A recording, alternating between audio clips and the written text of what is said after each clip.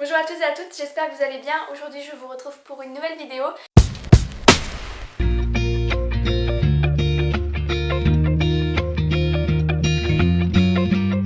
Je suis très contente de vous faire cette vidéo aujourd'hui. Je suis en vacances et je l'ai un peu fait sur un coup de tête. Comme c'est l'été, qu'il fait très chaud, je peux pas vraiment me faire tatouer. Alors au lieu de ça, je me suis dit que j'allais me faire de nouveaux piercings. Le dernier remonte il y a 1 an et demi. Le piercing dont je vais vous parler aujourd'hui, c'est le conch, un piercing au cartilage. Dans cette vidéo, ça va se passer en deux parties. Je vais d'abord vous parler de l'expérience avec ce piercing et quelques petits conseils que je peux vous donner. Et ensuite, on va changer le bijou. Parce que si vous avez vu ma dernière vidéo vlog, j'ai acheté un nouveau bijou et j'avais envie de vous le montrer.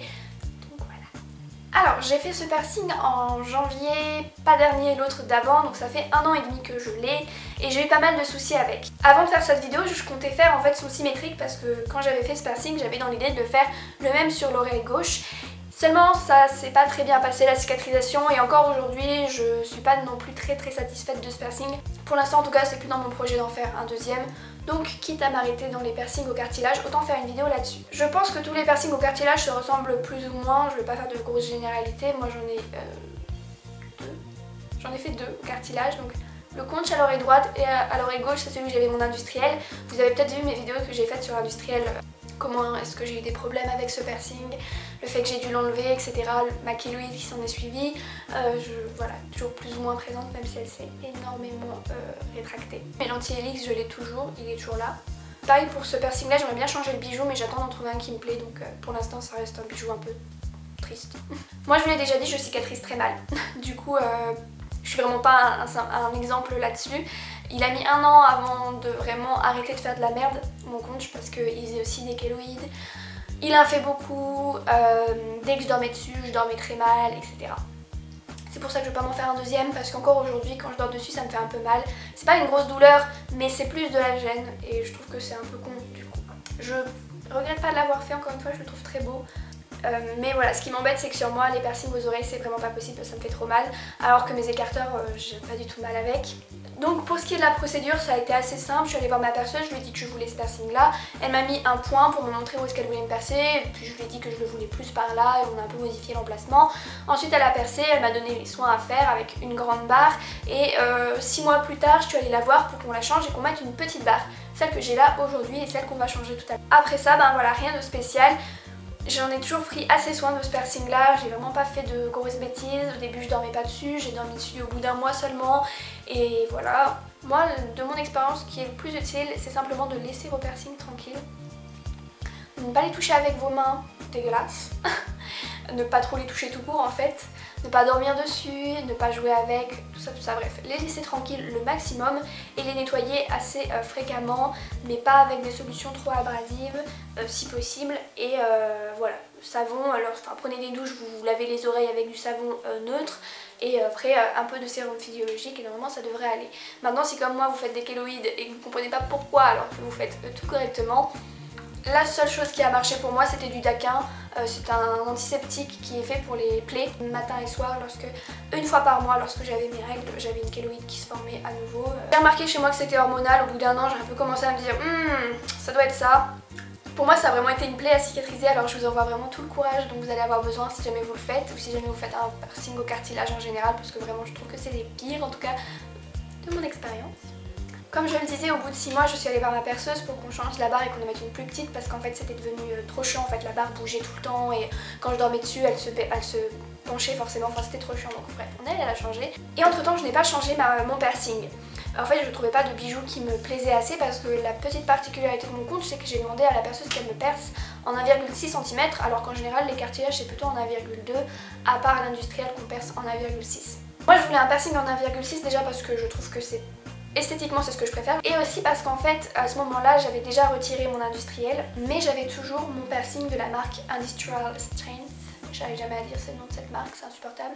Bref, j'avais toujours mon... Allô? Oui ça va et toi?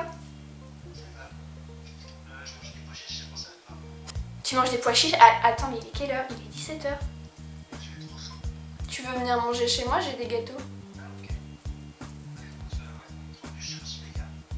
À tout. Je disais que j'ai toujours le bijou de la marque IS que j'avais acheté une blinde lorsque je pensais que mon industriel allait se remettre grâce à ça, parce qu'on m'avait dit oui c'est pas bien d'avoir des bijoux en acier chirurgical, alors change pour du titane gradé, donc j'avais changé pour du titane gradé, ma kéloïde s'est empirée à ce moment là. Je pense pas que ce soit lié au matériau, très honnêtement, en fait c'était lié à la forme du bijou. Bref, en fait j'avais toujours ce bijou qui m'avait coûté une blinde et je m'étais dit que comme j'aimais vraiment beaucoup les billes, j'allais les garder pour parer mon conche.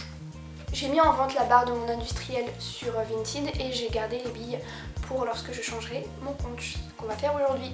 J'avais les billes mais j'avais pas la barre, donc j'ai cherché où je pouvais acheter une barre IS autour de chez moi, mais comme je vous l'ai déjà dit, en fait j'habite à Saint-Étienne et il n'y a pas de perceurs qui vendent de cette marque là, ici.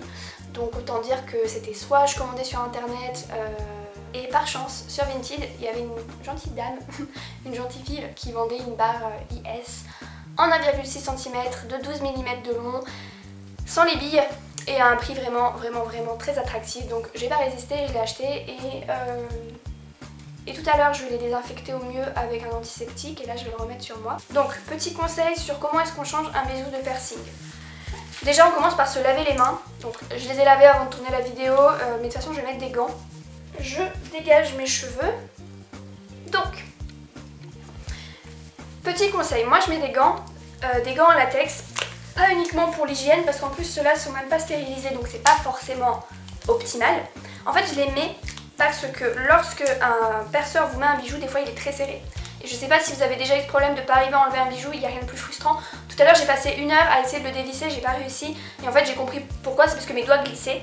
Et en fait avec les gants en latex, ça accroche sur le bijou et hop, on peut enlever. Donc là vous voyez j'avais un bijou avec un pas de vis externe. Je vous conseille quand même de temps en temps d'enlever vos bijoux et de les nettoyer, c'est quand même pas mal. Hein. Je vais prendre une compresse stérile, mon daquin et nettoyer mon oreille.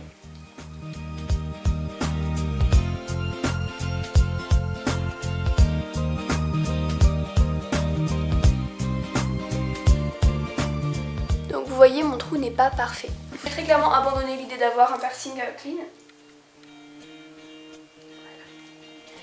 Et donc la différence de la marque IS, c'est que le pas de vis est interne. Donc les billes ont la vis en fait.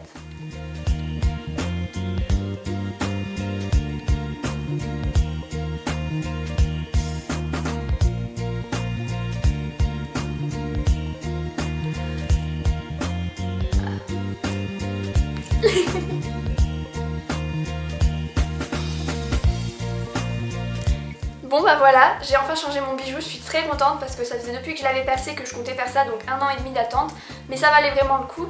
N'hésitez pas à me dire ce que vous pensez de ce bijou dans les commentaires.